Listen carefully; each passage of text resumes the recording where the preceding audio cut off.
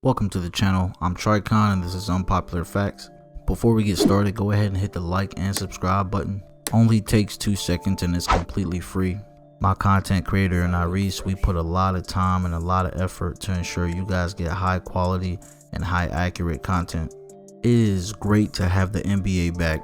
Just being able to sit down, talk about the games and debate was so much fun. And we try to watch every last game that we could. It didn't matter if I was at work, home, tired, I try to watch it all. That's just how much I miss basketball. But with the NBA restarting, we've decided to do recaps and main takeaways after 2 or 3 days of basketball. Because one thing is for sure, this is one of the most interesting playoffs and end of the regular seasons that we've ever had. We're going to be covering the remaining 8 regular season games, the play-in tournament, and of course each round of the playoffs. And in these recaps and main takeaways, we're going to be covering the stories as well as the NBA's agenda as we go through these games. Because you better believe the NBA does have an agenda. But I don't think anybody really cares because we're just glad to have basketball back. So let's go ahead and start with the first game, the Jazz versus the Pelicans. I did pick the Pelicans to win this game because Bogdanovich was out, but the Jazz ended up coming back and winning this game 106-104. Rudy Gobert had a typical Rudy Gobert night, 14 points, 12 boards, 3 blocks, hit some clutch free throws at the end of the game. Donovan Mitchell ended the game with 25 and 5 with 3 steals, but shot only 6 of 14 from the field. Mike Conley, a guy who struggled all year for the Jazz. He gave them a big lift, scoring 20 points, 4 assists on 7 of 16 shooting. Jordan Clarkson had a big game off the bench, 23 points, 5 rebounds, 3 assists. He's coming into that role really nicely, and they're going to need more games like that from him with them being shorthanded on the wing. The only other player that scored off the bench for them was Tony Bradley, and he had 4 points, 5 boards. On the Pelicans side, Brandon Ingram, 23 points, 8 boards. Drew Holiday, typical Drew Holiday game, 20 points, 5 boards, 4 assists.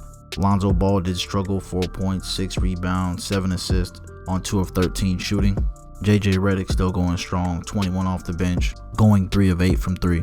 Now, the main takeaway from this game is going to be the guy that everybody wants to see play. Zion Williamson scored 13 points on 6 of 8 shooting in only 15 minutes of action. Now for me, this is kind of bothersome because you had all these social media pictures of him losing 25 pounds. He was the one guy that was supposed to be ready when the NBA restarted. And then he comes back and plays only 15 minutes. I don't believe he played any scrimmage games, so maybe that's what it was. They're just trying to work him back in. But the Pelicans were supposed to take this game. They were up 4 points when Zion Williamson went to the bench. Now, I understand teams don't have to really stress too much about the 8th seed because they do have that play-in tournament. But in the tournament, the 8th seed has to lose twice. All other seeds only have to lose once. And I just don't think it's something that the Pelicans need to be playing around with, especially with the NBA clearing the pathway for them. We all know the NBA wants the Pelicans and the Lakers to face off in the first round. I want the Pelicans and Lakers to face off in the first round. I mean, the ratings are just going to be through the roof. It has every story imaginable. AD playing against his former team and everyone that the Lakers got rid of to get him. They're going to have something to prove. Then you've got Zion versus LeBron, past and present phenoms versus each other. So I think that's what everybody wants to see.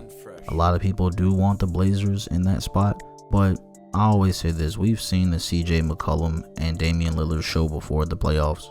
For the next game, we got the Lakers and the Clippers.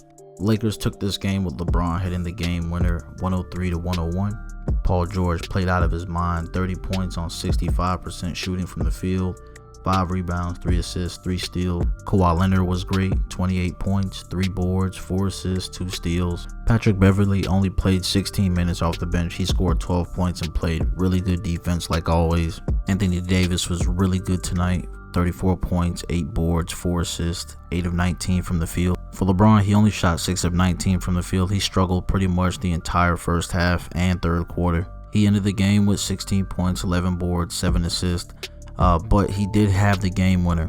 Probably one of the luckiest game winners of all time, but it's still a game winner.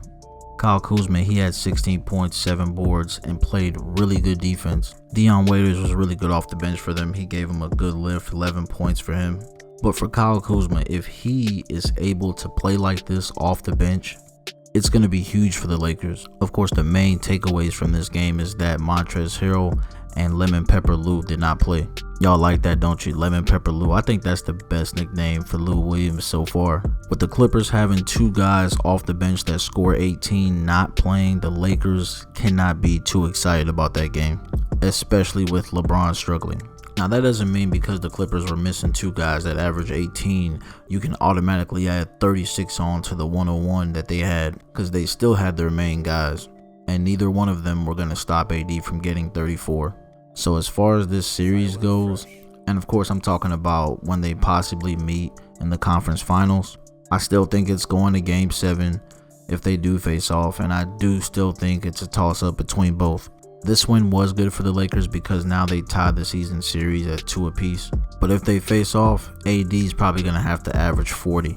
They just have too many bodies to throw at LeBron. Now moving on to day 2, first game you got the Magic versus the Nets. I would not be surprised if the Nets go 0-8 in this restart. Now for the Eastern Conference, there's not a lot going on for that 8th seed. It's going to be pretty boring. It's going to be between the Nets and the Wizards, and they're pretty much playing for whoever is going to get stomped out by the Bucks in the first round. But for the Nets, you got no Kyrie, no DeAndre Jordan, no KD of course, and no Spencer Dinwiddie.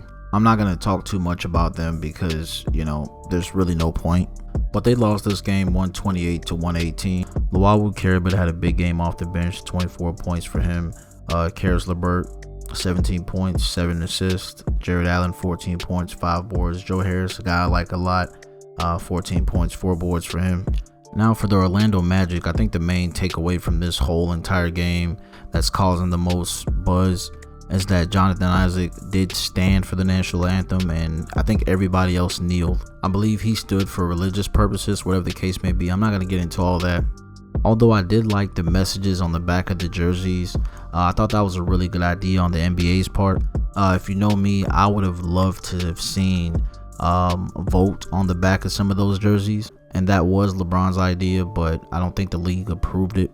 But something interesting about Jonathan Isaac, and I don't have anything against the guy, I kind of liked him at Florida State actually, but he is eligible for a contract extension this fall. Look, like I mentioned, I think guys have ulterior motives all the time, especially when money is involved, and I think he would like to get extended. I've been watching the NBA for years, and I'm here to tell you, typically guys don't start getting super tatted and start doing crazy stuff with their hair until after they sign their first big contract. Not saying that his reason for standing is for sure his contract extension, but if it is, I wouldn't be surprised and I wouldn't blame him because, hey, there's millions on the line. But for the Magic, they won this game pretty easy. Vucevic, 22 points, 7 boards, 5 assists. Fournier had 24 points in 24 minutes. Jonathan Isaac, he had 16 points in 16 minutes, also adding 6 rebounds to that. And Markelle Fultz, he had 8 points in about 19 minutes of action. Now moving on to the Grizzlies and Trailblazers. The Blazers took this game 140-135. This was a really good game that went into overtime. The Grizzlies had the lead going into the 4th, but the Blazers eventually pushed back to tie the game, and they actually had a chance to win it. Carmelo Anthony did miss the game-winning 3. I thought Skinny Melo looked really good. He shot 7 for 10 from the field, 21 points, 7 boards. Still not as good as Hoodie Melo, but hey, Skinny Melo is better than the previous Melo that was sitting out.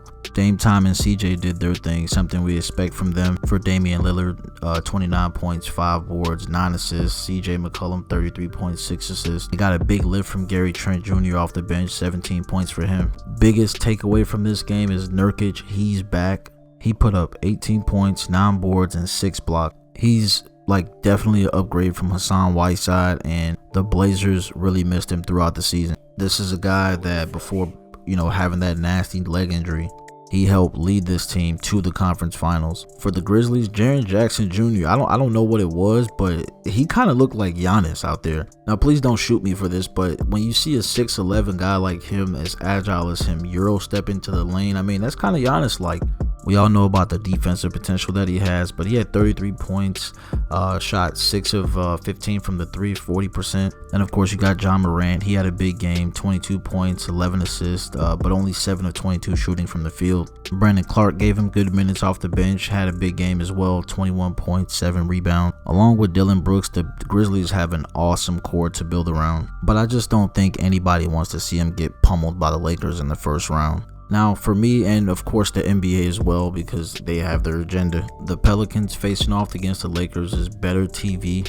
But with Nurkic coming back, I just feel like that makes them somewhat of a threat to the Lakers. Next game is going to be the Suns and Wizards. One of those games I'm not going to spend too much time on. Suns took this game 125-112. DeAndre Ayton had 24 points, 12 rebounds. Devin Booker 25 points, 5 rebounds, 4 assists.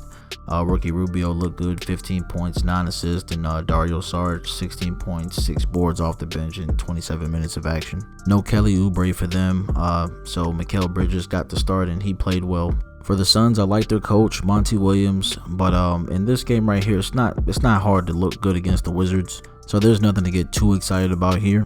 For Washington, no Davis Bertans, no John Wall, no Bradley Beal, so yeah. Hachimura did look good, 21 points, 8 boards, but yeah, that's about it for that. Next game is going to be the Kings and Spurs. Spurs took this game 129-120. De'Aaron Fox looked really good, 39 points, 6 assists for him. Bogdanovic gave them 24 points. No Marvin Bagley for them still, but Bazemore gave him 8 points and 11 rebounds off the bench. Main takeaway for me is Buddy Hield only getting 19 minutes off the bench. I don't really understand what's going on there. Not sure if he had some injuries or whatever, but something clearly had to be going on for him to only get 19 minutes. For the Spurs, no Aldridge, but DeRozan had 27 points, 10 assists. Lonnie Walker looked good, 16 points on 7 of 12 shooting.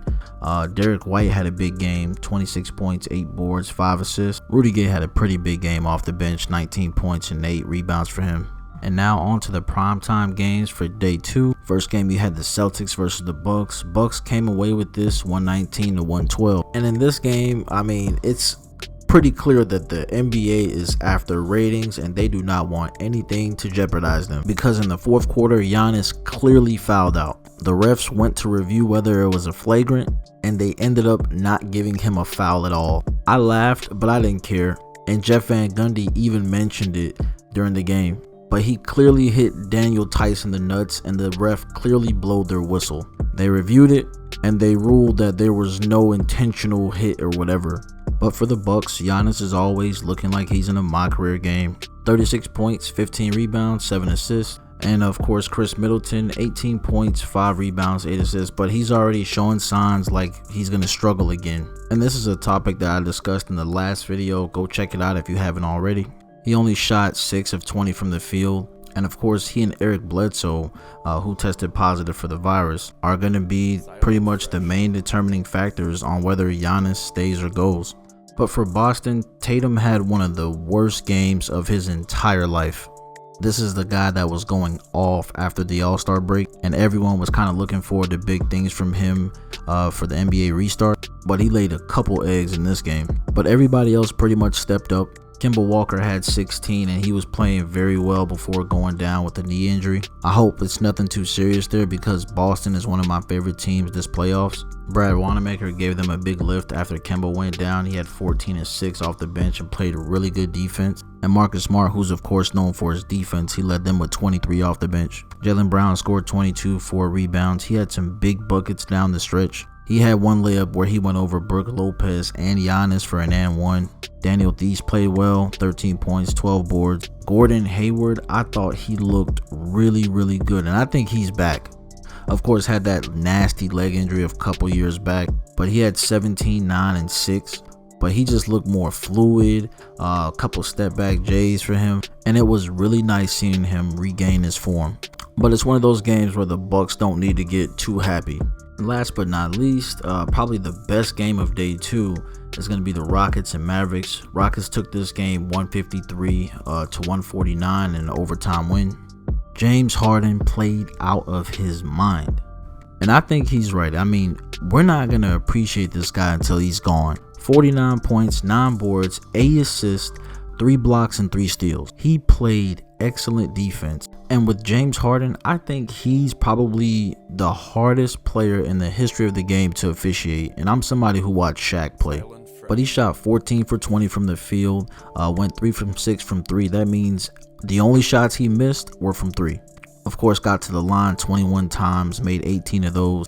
For Russell Westbrook, he had 31, 11, and 8 with 2 steals and a block, but he was his usual inefficient self, shooting 13 of 30 from the field.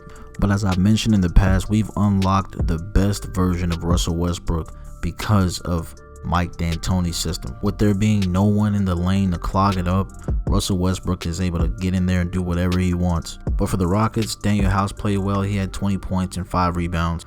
But for me, it's going to be Robert Covington that gets the game ball. He had 13 points, 11 rebounds, and 4 blocks. He probably had the best block of the year when he met Porzingis at the rim.